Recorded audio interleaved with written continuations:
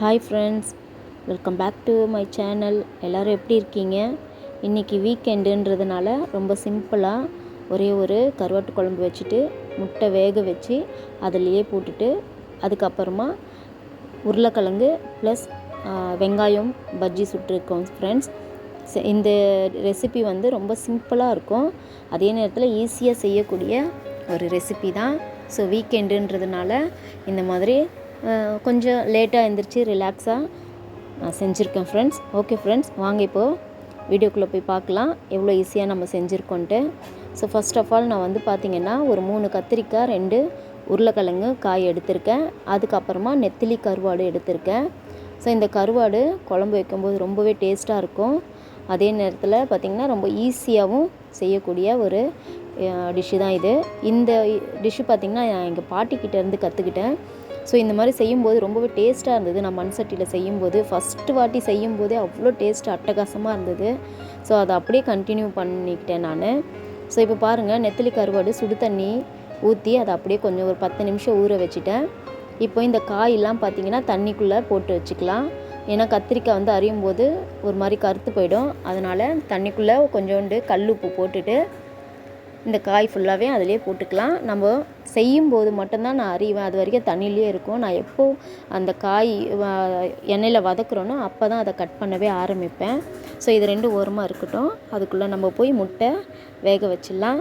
நான் ஒரு 5 முட்டை எடுத்து தண்ணி ஊற்றிட்டு ஒரு பாத்திரத்தில் தண்ணி ஊற்றிட்டு கொஞ்சோண்டு உப்பு போட்டு அந்த 5 முட்டையும் இப்போ நம்ம வேக வச்சு எடுத்துக்கலாம். ஸோ இது வந்து சைட் டிஷ்ஷு, அதனால தான். ஸோ ஆம்லேட் போட்டாலும் இந்த குழம்புக்கு ரொம்ப டேஸ்ட்டாக இருக்கும்.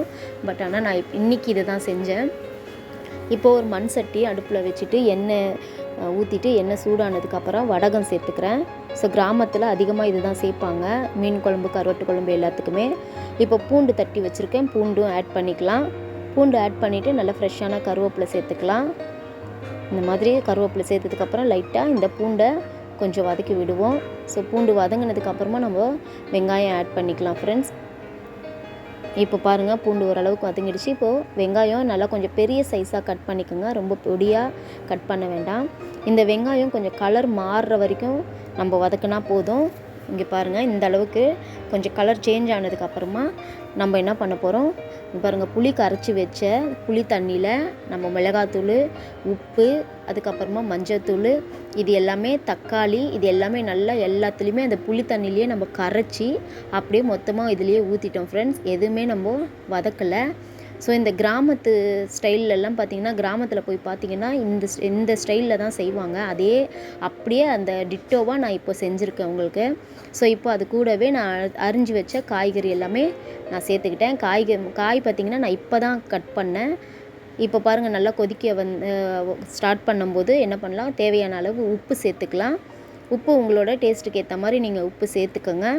உப்பு சேர்த்துட்டு நல்லா கொதிச்சதுக்கப்புறமா கொஞ்சம் சுண்டி வந்ததுக்கப்புறமா என்ன பண்ணுங்கள், இந்த கருவாடு நான் வந்து கழுவி எடுத்துகிட்டு வந்துட்டேன். ஸோ இப்போ இந்த ஸ்டேஜில் நான் கருவாடு போட்டுட்டேன். ஸோ இப்போது ஒரு 10 நிமிஷம் அப்படியே நல்லா இதை ட்ரை பண்ணி குழம்பு வந்து கொஞ்சம் தண்ணியாக இல்லாமல் கொஞ்சம் நல்லா திக்காக ஆகிற வரைக்கும் நம்ம எடுத்துக்கலாம், ரொம்ப கொதிக்க வச்சு.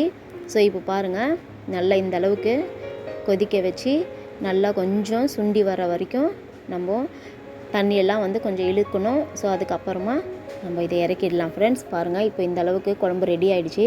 இப்போது நான் வேக வச்சுருந்தேன் இல்லைங்களா, முட்டை தோல் உரித்து அதை லைட்டாக கட் பண்ணி இந்த குழம்புலையே சேர்த்துக்கிட்டேன். ஏன்னா வேக வச்ச முட்டைன்றதுனால நான் குழம்புலையே சேர்த்துருவேன். இப்போ தேவையான அளவு கொத்தமல்லியை தூவிட்டு நம்ம இறக்கிடலாம் ஃப்ரெண்ட்ஸ். அடுப்பு ஆஃப் பண்ணிடலாம், அவ்வளோதான். இந்த குழம்பு இன்றைக்கி செஞ்சுட்டு இப்படியே நைட்டு ஃபுல்லாக இந்த குழம்பு ஊற வச்சுட்டு இந்த சட்டிலேயே மறுநாள் காலையில் சாப்பிட்டு பாருங்கள். அப்பா, அதில் சொல்கிறதுக்கு அவ்வளோ மணமாகவும் டேஸ்ட்டாகவும் இருக்கும் ஃப்ரெண்ட்ஸ். இந்த குழம்பு நீங்கள் ட்ரை பண்ணி பாருங்கள். நான் இப்போது காலையிலேக்கு செய்கிறதுக்கு தான், சாப்பிட்றதுக்கு தான் நான் இப்போ செஞ்சுருக்கேன் ஃப்ரெண்ட்ஸ். இது வெள்ளிக்கிழமை நைட்டுன்றதுனால நான் செஞ்சு அப்படியே மூடி போட்டு நான் இப்போ வச்சுட்டேன். ஸோ இப்போது காலையில் எழுந்திரிச்சி ஸ்நாக்ஸ் மட்டும் நான் ரெடி பண்ணுறேன். இப்போ பாருங்கள், இப்போ நான் ஒரு பாத்திரத்தில் டைம் இல்லைன்றதுனால ஒரு பாத்திரத்தில் நான் என்ன பண்ணியிருக்கேன்னா ரெடிமேட் மாவு, அதாவது கடல மாவு இருக்குது இல்லைங்களா, ஆச்சி பஜ்ஜி போண்டா மாவு, அதை எடுத்திருக்கேன். அதை எடுத்து தேவையான அளவு போட்டுட்டு அதை வந்து தண்ணி ஊற்றி மிக்ஸ் பண்ணிவிட்டு நம்ம இந்த கட் பண்ணி வச்சுருந்த உருளைக்கிழங்கு வெங்காயமும் போட்டு நம்ம இப்போது இந்த பஜ்ஜியை போட்டு எடுத்துக்க போகிறோம். ஸோ நல்லா டிப் பண்ணி எடுத்துகிட்டு எண்ணெய் நல்லா ஏற்கனவே வந்து நான் அடுப்பில் எண்ணெய் ஊற்றி அதை நல்லா சூடு பண்ண வச்சுட்டேன். ஸோ இப்போ நல்லா எண்ணெய் சூடாயிடுச்சு. இந்த ஸ்டேஜில் ஒவ்வொன்றா நம்ம போட்டு பஜ்ஜி எடுத்துடலாம். பாருங்கள், போட்ட உடனே அப்படியே மேலே வந்துடுச்சு பார்த்தீங்களா, அந்தளவுக்கு எண்ணெய் நல்லா சூடாயிடுச்சு. ஸோ இப்போது ரொம்ப லோ ஃப்ளேமில் வச்சு நீங்கள் எப்போவுமே பஜ்ஜி போடாதீங்க, இல்லைன்னா எண்ணெய் குடிக்கும். அதனால் மீடியம் ஃப்ளேமில் வச்சிங்கன்னா தான் எண்ணெய் குடிக்காமல் நம்மளுக்கு பஜ்ஜி வந்து ரெடியாக கரெக்டாக இருக்கும். பாருங்கள், இப்போது 2 பக்கமும் திருப்பி போட்டு நல்லா வெந்ததுக்கப்புறமா நம்ம இதை பிளேட்டுக்கு ட்ரான்ஸ்ஃபர் பண்ணிடலாம். பாருங்கள், எண்ணெய் எவ்வளோ சுத்தமாக இருக்குது பாருங்கள், அவ்வளோ சூப்பராக இருக்கும். அடுத்தது வெங்காயம் பஜ்ஜி போட்டுக்கலாம். வெங்காயம் இதே மாதிரி எடுத்து டிப் பண்ணி ஸ்லேஸாக இருக்கிறதுனால அது அப்படியே லேயராக உறிஞ்சி வருது. ஸோ அதனால் அது பார்த்து போட்டுக்கோங்க. ஸோ எனக்கு அந்த மாதிரி தான் ஃபஸ்ட் டைம் போடும்போது லேயராக இந்த மாதிரி உறிஞ்சி வந்துடுச்சு. ஸோ இப்போது இதையும் நல்லா 2 பக்கமும் நல்லா திருப்பி போட்டுட்டு எடுத்துக்கலாம். நல்லா பெரிய வெங்காயன்றதுனால இது 4 வெங்காயம் தான் போட முடிஞ்சுது, 4 பஜ்ஜி தான் போட முடிஞ்சுது ஃப்ரெண்ட்ஸ். பாருங்கள், இப்போது நல்லா பஜ்ஜி ரெடி ஆகிடுச்சு. இப்போ பிள்ளைங்களுக்கு ஸ்நாக்ஸ் பாக்ஸு கொடுத்துடலாம். ஸ்நாக்ஸ் பாக்ஸில் எடுத்து வச்சுட்டு நம்ம ரெடி பண்ணியாச்சு. ஸோ இப்போது சூப்பரான ஒரு பஜ்ஜி ரெடி ஆகிடுச்சு. பிள்ளைங்களுக்கு மட்டும் உருளைக்கிழங்கு பஜ்ஜி கொடுத்துட்டு நாங்கள் வந்து ஆனியன் பஜ்ஜி எடுத்துக்கிட்டோம். ஸோ இப்போது பாருங்கள், ரொம்பவே டேஸ்டான ஒரு கருவாட்டு குழம்பும் பஜ்ஜியும் ரெடி ஆகிடுச்சு. என்ன ஃப்ரெண்ட்ஸ், வீடியோ பிடிச்சிருக்கா?